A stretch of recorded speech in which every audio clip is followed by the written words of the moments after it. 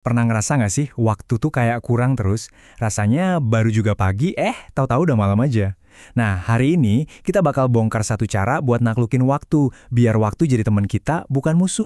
Waktu adalah pemain serakah yang menang tanpa curang di setiap putaran. Wah, dalam banget ya kata-kata dari Charles Baudelaire ini. Emang bener sih, waktu itu jalan terus. Nggak pernah nungguin kita.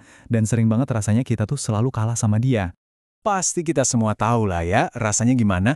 Cemas karena dikejar-kejar deadline, panik lihat kerjaan numpuk, dan ngerasa waktu tuh kayak pasir yang lolos gitu aja dari genggaman kita. Ini nih perang kita sehari-hari. Tapi gimana kalau saya bilang, ada cara buat ngebalikin keadaan? Gimana kalau kita bisa berhenti jadi orang yang ngejar-ngejar waktu dan justru bikin waktu kerja buat kita? Jawabannya, percaya nggak percaya, ternyata sederhana banget. Bukan dari aplikasi canggih atau seminar yang mahal, tapi dari dapur. Yuk kita kenalan sama si pengatur waktu tomat yang sederhana ini. Jadi ceritanya di akhir tahun 80-an, ada seorang mahasiswa namanya Francesco Cirillo. Dia lagi di titik paling pusing-pusingnya, ngerasa waktunya kebuang sia-sia, produktivitas anjlok, dan bingung harus mulai dari mana. Kedengarannya familiar ya? Nah, di tengah frustrasinya, dia ngambil timer dapur yang bentuknya tomat, atau dalam bahasa Italia, pomodoro. Dia nantang dirinya sendiri. Bisa nggak ya, gue fokus total 10 menit aja? Taruhan simpel inilah yang ternyata jadi awal dari sebuah revolusi manajemen waktu. Oke, jadi intinya begini. Teknik Pomodoro itu sebuah sistem yang dirancang buat ngasih kita fokus setajam silet. Kita kerja dalam rentang waktu yang pendek tapi intens, terus diselingi istirahat rutin buat nyegerin otak. Simple, tapi efeknya luar biasa. Kedengarannya asik ya, tapi gimana cara kerjanya di lapangan? Yuk, kita bedah 5 langkah penting yang bikin teknik ini ampuh banget. Sebelum kita masuk ke langkah-langkahnya, coba ingat-ingat dulu angka ajaib ini, 25. 25 menit. Ini adalah waktu untuk fokus murni tanpa gangguan sama sekali.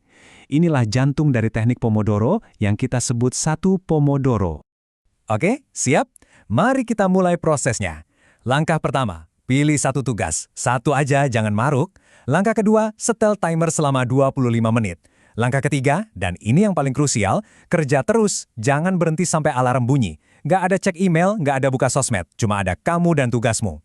Langkah keempat, pas alarm bunyi, istirahat sebentar, 3-5 menit aja. Bisa buat peregangan atau minum. Langkah kelima, setelah 4 putaran kayak gini, baru deh kasih hadiah buat diri sendiri istirahat yang lebih panjang, sekitar 15-30 menit. Habis itu, ulangi lagi siklusnya. Nah, ini dia aturan yang paling penting dan nggak bisa ditawar-tawar. Satu sesi Pomodoro itu sakral, nggak bisa dipotong-potong. Kalau kamu keganggu, entah sama diri sendiri atau orang lain, sesi Pomodoro itu dianggap batal, dan kamu harus mulai lagi dari nol. Aturan ini nih yang maksa kita buat ngejaga fokus kita mati-matian. Nah, ngomongin soal melindungi fokus, ini kita masuk ke rintangan terbesar yang bakal dihadapi semua orang, gangguan. Yuk kita bahas cara membangun benteng di sekitar waktu kerja kita. Jujur aja deh, gangguan itu musuh nomor satunya fokus kan? Notifikasi bunyi, email masuk, temen ngajak ngobrol. Kabar baiknya, teknik ini udah punya strategi bawaan buat ngelawan semua itu dan melindungi waktu fokus kita. Yang menarik di sini adalah gimana teknik ini memetakan musuh kita. Ada yang namanya gangguan internal, ini datangnya dari pikiran kita sendiri yang tiba-tiba pengen ngecek HP atau ngambil cemilan. Terus ada gangguan eksternal, dari dunia luar yang nuntut perhatian kita. Nah, ngenalin sumber gangguannya itu langkah pertama buat ngatasinnya. Dan ini dia rencana perangnya. Kalau gangguannya dari dalam diri sendiri, sadari aja dorongan itu, tulis di kertas buat dikerjain nanti, terus langsung balik fokus ke tugas. Kalau gangguannya dari luar, pakai strategi informasikan, negosiasikan, hubungi kembali. Bilang baik-baik kalau lagi fokus, nego kapan bisa ngobrol lagi, dan yang penting, tepati janji itu. Jadi kita nggak ngebaikan orang, tapi ngejadwalin ulang. Nah, pas kita udah mulai konsisten ngelindungin Pomodoro kita, sesuatu yang luar biasa bakal terjadi. Ini bukan lagi sekedar nyelesain kerjaan loh. Kita berhenti jadi korban dari jam yang terus berdetak, malah sebaliknya. Kita mulai ngelihat waktu sebagai balok-balok yang bisa kita atur dan kita bentuk sesuka hati. Ini perubahan mindset yang kuat banget.